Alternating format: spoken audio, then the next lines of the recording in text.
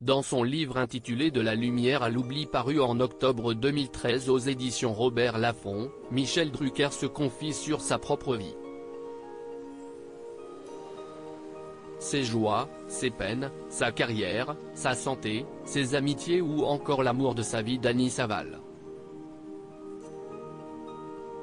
Le célèbre présentateur se dévoile comme jamais.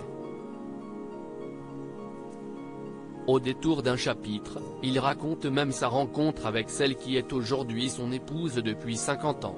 Ils n'étaient pas voués à se rencontrer et encore moins à se marier. Pourtant, Michel Drucker et Dany Saval filent le parfait amour depuis maintenant un demi-siècle. Heureux et amoureux, les tourtereaux continuent d'afficher leur complicité au grand jour, des années après s'être unis dans le plus grand secret. Au début des années 1970, alors qu'il commence à peine à se faire une petite notoriété à l'international, Michel Drucker rencontre sa belle. Le coup de foudre est immédiat.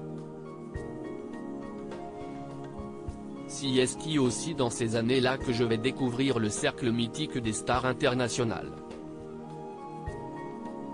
Cette découverte s'est faite de la plus belle façon qui soit. En rencontrant une femme qui est devenue la mienne, explique-t-il dans un premier temps avec beaucoup de tendresse. Fraîchement célibataire, la jolie blonde lui tape immédiatement dans l'œil. Dany Saval, vedette de cinéma, revenait de Hollywood après avoir divorcé du compositeur Maurice Jarre, rappelle-t-il ensuite. Une union bien cachée désireux de garder cette relation pour eux, au moins pendant un petit temps. Michel Drucker et Dany Saval s'envolent alors pour Las Vegas où ils décident de se marier, à l'abri des journalistes trop curieux. Nous sommes allés nous marier en secret à Las Vegas. Outre-Atlantique, elle me présente ses amis Gregory Peck, Omar Sharif, Tony Curtis, Jerry Lewis, me parle de Bobby Kennedy qu'elle a bien connu, me fait mieux apprécier Charles Aznavour, son ami de toujours. Presque tous des monstres sacrés, se souvient-il.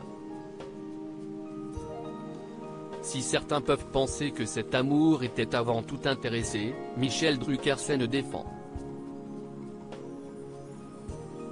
Dany n'aurait connu que des chiens, des chats et des pigeons blessés, elle aurait quand même été la femme de ma vie. Assure-t-il.